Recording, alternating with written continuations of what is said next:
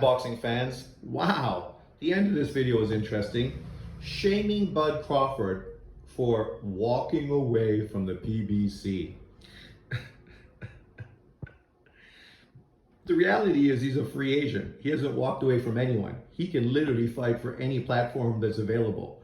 That gives him more freedom and more flexibility. But okay, he's walking away. So he's being shamed because if he really wanted fights at 154, he would stay with the PBC because they have all the titles. Well, no, they don't. They control the WBC and the WBO. They don't control the IBF or the WBA. So there's two other titles that the PBC currently does not control at 154 pounds.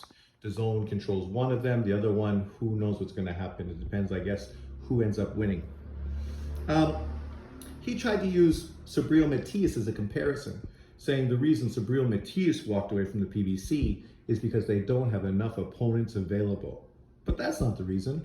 Tons of fighters have been walking away from the PBC because they don't have enough dates to put fighters on cards to make sure fighters are fighting regularly. This is an ongoing issue with the PBC. People being inactive, right? This inactivity leading to losses. Errol Spence, Deontay Wilder, what's his face?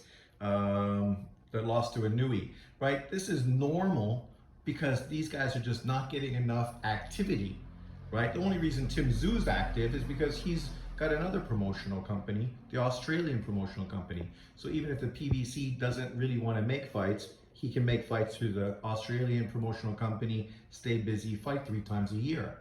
But he's the odd man out. The majority of PBC fighters are fighting once a year, if at all, right? Subriel Matias walked away because of that. As far as there not being any available PBC fighters at 140 pounds, that's bullshit.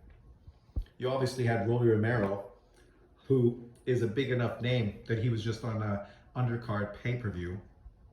And you have the man who just beat him to become a huge fucking name now in Cruz. Not only did Cruz fight on a pay-per-view with Tank Davis and go the distance with him, but he just beat the crap out of Rolly Romero.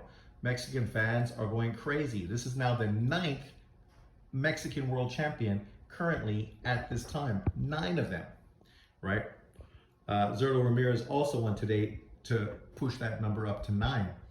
So there's 9 active Mexican world champions, not Mexican Americans, Mexican world champions.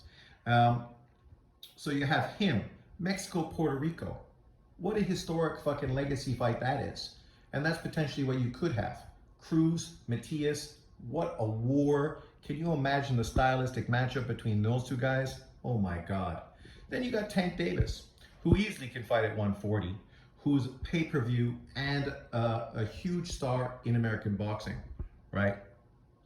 So that's Cruz, Rolly Romero, and obviously Tank Davis. And then you got guys like Brandon Lee, who obviously just needs an opportunity, right, to actually be in big fights. He's got power, he's mixed, he's Asian, American, so obviously he's got a whole different fan base available to him.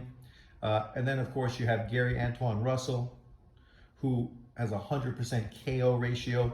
You got some of the hardest punchers on the side of the PBC. 2 dudes that basically have a 100% KO ratio in Matias, and then of course Russell. Tank Davis, who's 90-something%. I mean, you got some serious armament happening at 140 for the PBC. The amount of wars and incredible matchups you could have made. And they still have Puello, who obviously lost his title because of PED use, and quite a few other PBC fighters at 140 pounds, and guys obviously at 135 who eventually could move also to 140, like Frank Martin and others. So the PBC has a plethora of fighters that Subriel Matias could have fought. So that's not the reason he left. He didn't leave the PBC because there was no options available to him.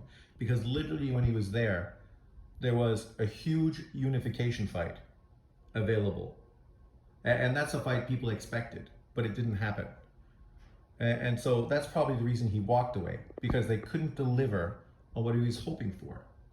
So he went over to Matchroom, and we'll see what Matchroom does as far as Sabri Matias. Obviously, his next fight's going to be against Liam Paro in Puerto Rico. It's great that he gets a homecoming fight, but what are you talking about? Why are you trying to badmouth Bud Crawford? I thought you were all about being pro to Black American fighters. So why are you trying to guilt the dude into walking away from the PBC? This is the same kind of bullshit narrative that people use historically to criticize and hate on Crawford because he re-signed with Top Rank. So then, you know, he deserves the criticism. This stupid bullshit, really. I mean, fighters fight where the offers are available. It's not their job to worry about the politics of divisions. It's their job to make sure they're being paid fairly and opportunities are available to them. They got to look out for themselves, just like promotional companies look out for themselves. And that's what they do. So they don't mind casting fighters aside and highlighting certain fighters above others. But once again, a delusional boxing take from the GOAT of the month, John Boxing. Congratulations, dude. You're gonna be the only channel that ends up winning this award all year. Keep it up.